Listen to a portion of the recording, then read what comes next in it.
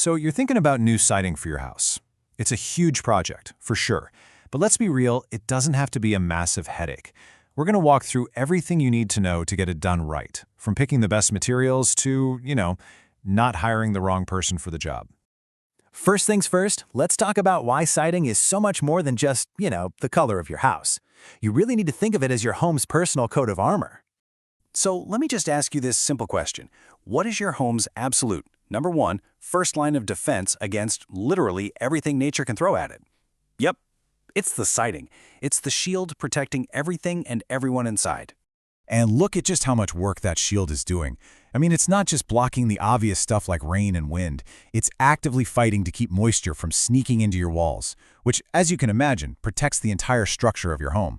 It's also your bouncer, keeping pests from getting in, and it prevents that nasty mold from ever taking hold. It all boils down to one simple truth.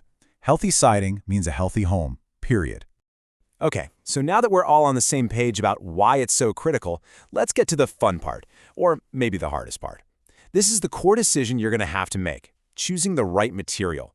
Let's put the two heavyweights head to head, vinyl versus fiber cement. Now, vinyl is super popular for a reason. It's affordable, it's low maintenance, you basically just hose it down, and it's not going to rot. The catch? It's not the toughest kit on the block. Extreme weather can damage it, and the color can fade. On the other side, you have fiber cement, which is an absolute tank. It is ridiculously durable, fire-resistant, and it gives you that gorgeous wood look without the headaches of real wood. The trade-off, of course, is the price. It's a bigger upfront investment, and you definitely need a pro to install it. And this chart, well, this really says it all when we talk about the long game. A solid vinyl siding job can easily last you 20, maybe even 40 years, which is great. But with fiber cement, we're talking 50+ years. 50! That's a huge part of what you're paying for, that incredible longevity. So, you've picked your material, awesome. Now what? What actually happens when the crew shows up? Let's pull back the curtain on the installation process so you know exactly what to expect. It's a pretty straightforward 6-step dance. Step 1, the old stuff comes off. Then comes what I think is the most critical step, the inspection. The crew's going to check the bones of your house, the wall sheathing underneath, for any secret rot or damage.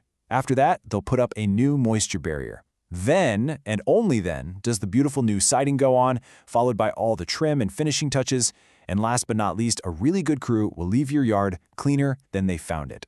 Okay, the big question, how long is this whole thing going to take? Well, for a smaller home, you can expect the job to be done in about a week.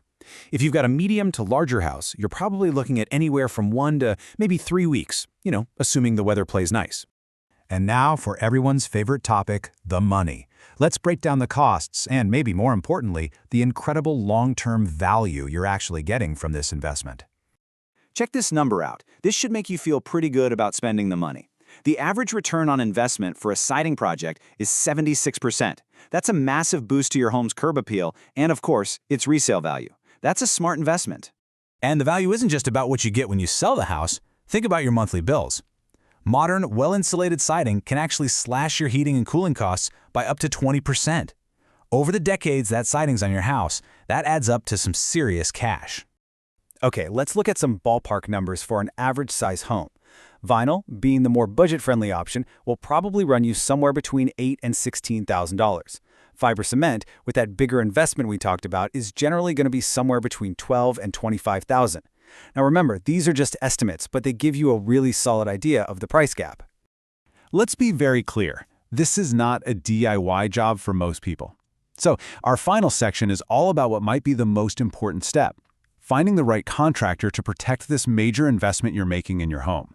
So when you're talking to potential contractors, this is your checklist. First, are they fully licensed and insured? That is an absolute non-negotiable.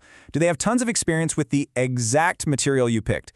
Ask them for local references, people you can actually call. And you want someone who communicates well, gives you a super detailed estimate with no fuzzy math, and of course, stands behind their work with a solid warranty. And that brings us to the end. I'll just leave you with this final thought. Next time you pull into your driveway, take a really good look at your home's exterior. After everything we've talked about, from protection and value to materials and installation, ask yourself, is it truly ready for the future?